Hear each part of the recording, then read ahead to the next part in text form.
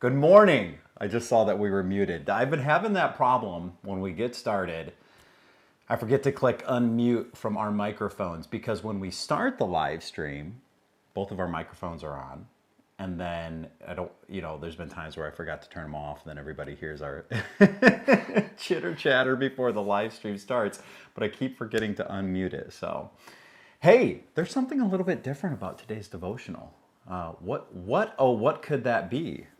Hi everyone, I'm super happy to be here with Ben and to sit in on this devotion with you guys.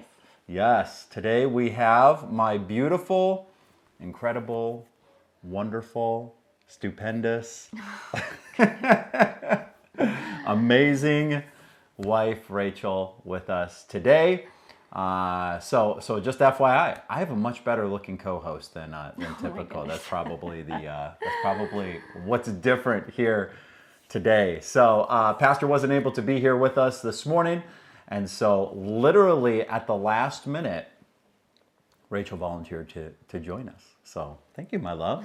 So good to have you here with us today on the live stream. I'm happy to be here with you guys. I want you guys to know we are allowing our children to be in the living room. I do not think you should tell the everyone downstairs this. living room, totally unsupervised. We have all of the exits for the living room blocked off so that hopefully, there's a 5-year-old, a 3-year-old, and a 1-year-old in there right now. We got them stocked up on veggie straws, water, and we are trusting Sesame Street to hold them off for the next 15 but minutes. they're right there and we can hear everything. we can no hear worries. everything. No worries. Oh my goodness. So, hey, we're so glad to have you guys here with us today for the live stream. I hope everything is running okay. We've been having some glitching issues, but hopefully they are resolved. So, my love, so wonderful to have you here with us today.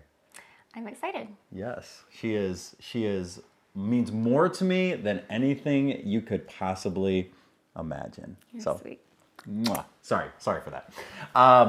Today, of course, Pastor let me know last night that he was not going to be able to be with us this morning and that we would take the live stream. So I was half debating not to do it until because I hate doing stuff by myself.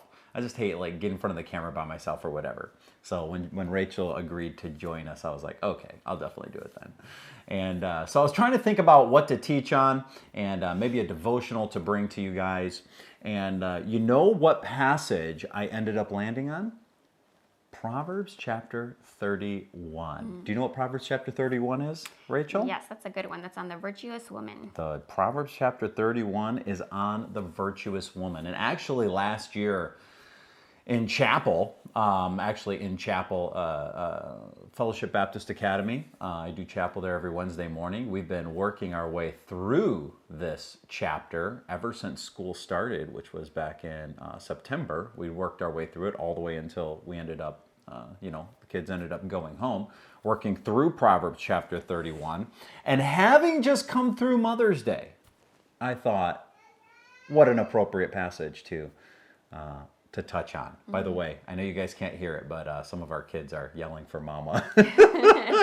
Everly's out there, mama. This might be a very short devotional. Oh my goodness. Okay. Let's get into this and just get a word from the Lord today. And hopefully it will be a blessing and encouragement to you. And then at the end of the live stream, I'll give you guys a couple of announcements of things that we have coming up. And but Rachel, why don't you go ahead and open us up in a word of prayer? Dear Lord, I just humbly come before you, Lord, and I just thank you for today, Lord, and I thank you that we can have this time together, Lord, with this devotion, Lord. I just pray that it would be blessing to everyone that's watching, Lord, in your precious holy name. Amen. Amen. All right, here we have in Proverbs Chapter 31, after studying through this with the teenagers over the past really 6 months, unpacking each one of every chapel that we would get together, we would unpack a different verse. And really studying through this passage on the virtuous woman, I just really enjoyed it, and I gleaned so much from it, and hopefully the kids gleaned a lot from it too. But there's a lot here. There's a lot here in this chapter. Actually, I hear last time I heard this chapter preached by a preacher, he preached the entire chapter in one message, and I was like, dude, I have no idea how you just did that, because I've been studying through it for 6 months. So let's just look here. These aren't going to be long. We're just going to read a verse and look at some application. All right. So it says here in Proverbs chapter 31, verse 1, the words of King Lemuel, the prophecy that his mother taught him. So imagine, if you will, a president, a king of a country, and think about this. Think about how many people want to influence that leader. Right? Like, what type of people do you think would want influence in the life of a president or a king that would try to influence them? What type of people do you think? I would say godly people. Yeah, that'd be great. That's hopefully who they should have surrounding themselves with, is with godly people. But you know that as you're in an area of leadership, especially where you hold a lot of power, everybody wants to influence you according to their ways. So, that's why even, what lobbyists are, those that want to lobby those lawmakers to try to get them to make laws for their side. So just imagine that as King Lemuel there, and how many people want a piece of him, right? How many people are trying to influence him? Also think about this. Think about how many people, once you become a king, how many people have influenced him throughout his life? Teachers. Clearly this man was a godly man, getting from this passage, King Lemuel, and what his mother taught to him. So, and so I would also think that he had a lot of godly teachers throughout his life. In our context, we would say maybe pastors and Sunday school teachers. I'm sure is different back then in that context, but that's what we would say today, good godly friends. He had school teachers, right? Being the king, and kings are highly educated. They have to be on economics, just a variety of different things, economics, political, science. I mean, they just got to know a lot about a lot. And they also, obviously you can't know everything about everything, so they surround themselves with good people. So then you have to have educators to teach you good leadership principles and those type of things. So think about how many people influence and have an impact on the life of a leader, and a high leader at that, right? You don't get much higher than the president of the United States. You don't get much higher than in a kingdom than the position of a king. So how many people want to influence him, and how many people have influenced him throughout his life? So I want you to think about that. And then let's just think about this. Think about our own presidents throughout our country's history. Here are some quotes from some of our presidents on the impact that their mothers had on their lives. First off, here's the first one. All I am, I owe to my other. I attribute all my success in life to the moral, intellectual, and physical education I received from her. And that quote comes from American president, arguably one of our greatest presidents, George Washington. George Washington. All I am, I owe to my mother, and I attribute my success in life to the moral and intellectual and physical education I received from her. I love that because it entails so much, right? Yep. It's not just, physical education, mental, spiritual, all that, intellectual, moral. He just kind of wraps it all up. It's just, there's so many facets to being a mother and to training and influencing your child. Here's another one. All that I am or ever hope to be, I owe to my angel mother, Abraham Lincoln. Let me see here. Here's another one. The memory of my mother and her teachings were, after all, the only capital I had to start life with.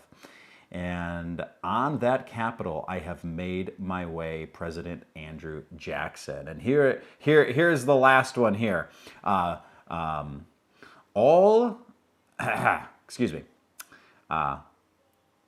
In speaking, somebody speaking to Prime Minister Winston Churchill, he said, "You have omitted mention of the greatest of my teachers." My mother, sir. I love that. You have omitted the mention of the greatest of my teachers, my mother. And so I think even with some of those guys right there, four incredible leaders throughout history, you can add King Lemuel right in there with the influence that his mother left upon him. Let me ask you this. Has your mother left, how much influence has your mother had on your life? Rachel.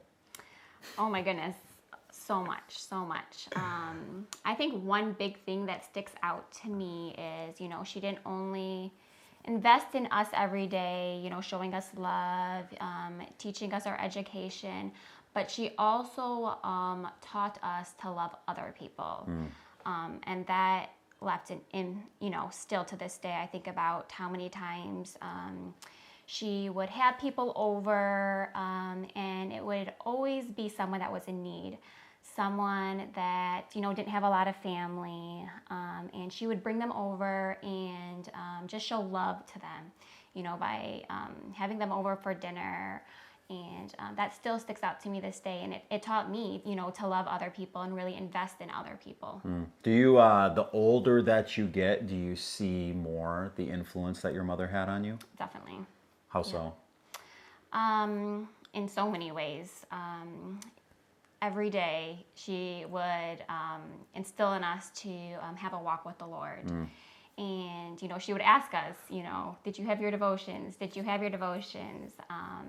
And, growing up, sometimes it'd be like, yes, Mom, I had my devotions. Yes, Mom, I have my devotions. But that everyday reminder, and even on the days I didn't want to, I would, maybe just do it for her. It taught me to have that habit.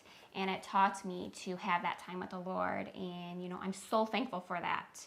And maybe not at the time I didn't realize it, but it really taught me to make that a priority in my life. Amen. I think obviously the older that you get, the more you appreciate the influence of your parents upon you, especially those of us that have good, godly parents like we have. You don't always appreciate it when you're growing up. Nope. It's so true. So true. You don't always appreciate it when you're growing up, but I tell you what, as time goes on, you definitely learn to appreciate that a little bit more. Hey, let's just notice a couple other things about this passage before we wrap this up. And these are just some observations. Notice that in the book of Proverbs, especially in the beginning of the books and all of that, it's a father speaking to his son. So you look at, especially in the beginning, it's a father teaching his son. And we're not going to dive into that because right now we're talking about Proverbs chapter 31. But here, so you have that in the beginning, all that in the beginning, the father mentoring, teaching his son. And here in Proverbs chapter 31, you have what? A mother mentoring and teaching and investing in her son. And here's what I think is so amazing and so cool. So here you have what's called the Wisdom Booklet, the book of Proverbs. Incredible book of the Bible, 31 chapters. Great opportunity. A lot of people will take and read a chapter a day. It's just an incredible way to do it. But just full, absolutely jam-packed, full of wisdom. Yep.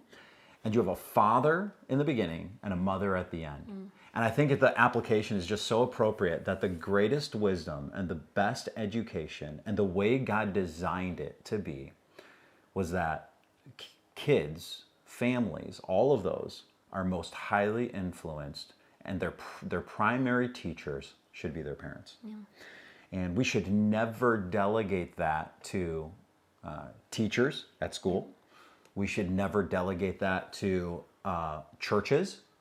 I will tell you, sometimes, I especially, and these people don't even go to our church anymore, but I remember that this parents would always come to me and they would say, hey, you need to tell your teens da-da-da-da-da-da-da. And the teens they were talking about were their children. And I'm just like, why don't you tell, why are you expecting me to, literally they were like putting that pressure. And then if their kids didn't do such and such a thing, it was like they were blaming me for it. And I'm just like, at the time I was young, so I felt like a lot of pressure on that. But now that I'm older, I'm like, man, you're crazy, man. Raise your own kids. Are you kidding me? I have them for such a short time every week, and you're telling me to raise your kids. Like, you tell them that. You're that afraid of your children, you can't even tell them that. But it's not the pastor's primary job to raise your kids. It's not your school teachers. It's not the principal. It's not grandparents' job to raise our families. It's our job. And we are the primary teachers. We are the primary people who invest. And I'm telling you, this is so important, especially when it comes to families. There's a lot more that is caught than taught. So it's not just what you say to your kids. It's also how you live your life. Yep. Example. And it's your example. And it's the way that what they see you do. I'm telling you, and Rachel just said this, and I'll attest to this, but she's faithful at having her devotions. Every morning she can. Okay, in all honesty, there's mornings where she physically cannot have her devotions. Whether somebody is puking all over the floor, or all of a sudden, we find out that one of the kids have escaped out the door, and they're, you know what I'm talking about. It doesn't. That hasn't happened. Maybe. And so, there's some mornings it can't. But I'm telling you, my wife faithfully has her devotions, and that is going to speak volumes to our kids, is to see that day in and day out. A lot more is caught than taught. So here's the question I think we should ask. Do you take your raising of your children as one of the highest calls in your life? I think sometimes we don't. I think sometimes we just get wrapped up in our own agenda, and I'm talking about myself. We would like to delegate these type of responsibilities to other people, which would be a lot easier. But we have to remember the primary influence in our children's life will be us. The primary person, and you can see it so much, not to belabor the point, but you can see it so much, and you see, especially as people get older, and you see how much they are like their parents. Yeah. It's amazing. It's crazy. Their mannerisms, the things that they get frustrated at, their interests, how much it mirrors those of their parents. So, hey, during this quarantine time, take the fact that you have this time with your children as a privilege and an opportunity, and don't let it pass you by. It is the highest calling in life to raise our children.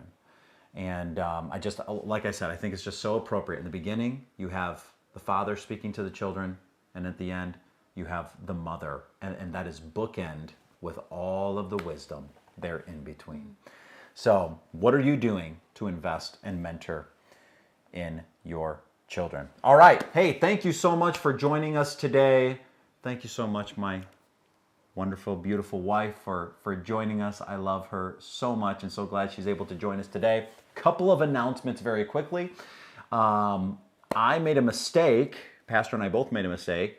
We actually had Aaron scheduled to preach for us tonight. And so he will be speaking. He was already ready. And so he will be speaking for us this Wednesday, which is today. And he'll be speaking for us tonight. So looking forward to that tonight at 7 o'clock. And I feel terrible. So this is what happened. By the way, Billy Walsh is getting married today. I'm sure he's not watching. I'm sure he's preoccupied with getting ready and everything that's going on there. So super excited for Billy and Chelsea getting married today. I'll be headed out there. I'm going to be taking photos for them. I'm super excited to be able to do that. And so I told Aaron, I'm like, hey, I'm not sure if I'm going to be able to I'm not sure when this gets done. And just to be safe, let's go ahead and record the message on Tuesday night, and then we'll set it to go on Wednesday night. So last night he started teaching, and so when he was done, he was like, hey, your computer went to sleep. And I was like, really? I have it set to not go to sleep. And I checked my computer, and my computer shut down in the middle of his preaching and totally erased his entire message. So I felt so terrible. So Aaron's going to be coming to us tonight from his home. And so it happens. It happens. It's happened to me, and you cannot technology. It's such a love-hate relationship with technology, because when it works, you love it, and when it doesn't, you just want to throw it out the window because you're so frustrated. So looking forward to that tonight with Aaron. Hey, big news. We're starting church Sunday. How do you feel about that? I am so excited and so ready to go back to church. So I cannot wait for Sunday. Yes. Sundays have been kind of sad around here because I'm gone most of the day and I don't even get to see her on Sundays. And she's home taking care of the kids by herself, and I'm up at the church most of the day. So it's going to be nice to be able Go to church together. Yeah, go to church together. So I'm definitely looking forward to that. And hey, we put a lot of policies and procedures in place as far as opening up the church has gone. We've talked about that extensively, but I encourage you to get onto the website and check that. Victoria has posted right there. You get on the church website right at the top. There's a link up there where you can click, and she has all of the policies and procedures we're putting into place as far as opening up the church. And so make sure you just read through that and prepared for that before it comes up. And then I'm also going to mention this again. When it comes to things reopening and this coronavirus and everything that's going on, I want to so strongly encourage you to have grace with people that have differing opinions than you do about this whole thing. There are some people that don't think it's a big deal. There are some people that think it's a very big deal. And listen, you need to just have grace with people that disagree with you, okay? And don't gossip about people at home that have differing opinions than you. I really think there's three categories, and I think they're all legitimate. I think there's people that don't think it's a big deal, and they have legitimate reasons for that. There's people that think it's a huge deal and are freaking out about it. There's no legitimacy there. They're just living in fear. And then there's people that have legitimate concerns, right? From health issues and all of those type of things. And they legitimately, if I were in their position, I would be super careful and sensitive about it as well, right? Because of my health things, right? So I think there's three. Those that don't think it's a big deal, those that are just freaking out for no reason, and then those that have legitimate concerns. And so I don't know what category you're in, but we understand, but just don't get down and judgmental about people that just have respect. Yeah, just have respect with people that disagree with you, all right? And we'll just continue to mention that just because I think it's a really important thing to mention, especially as the body of Christ, and to love and encourage each other and to lift each other up, not to tear each other down. And I just know it will be a temptation for us. So anyways, done jabbering on. Love you guys. Hope you guys have a wonderful Wednesday. Make sure you shoot Billy Walsh a text and Chelsea. Tell them congratulations. And I believe they're live streaming their wedding. Yep. Yeah. So 3 o'clock, they're going to be live streaming it. So you can check that out. But anyways, love you guys. Hope you have a wonderful rest of the day. And we will talk to you later. Love you guys.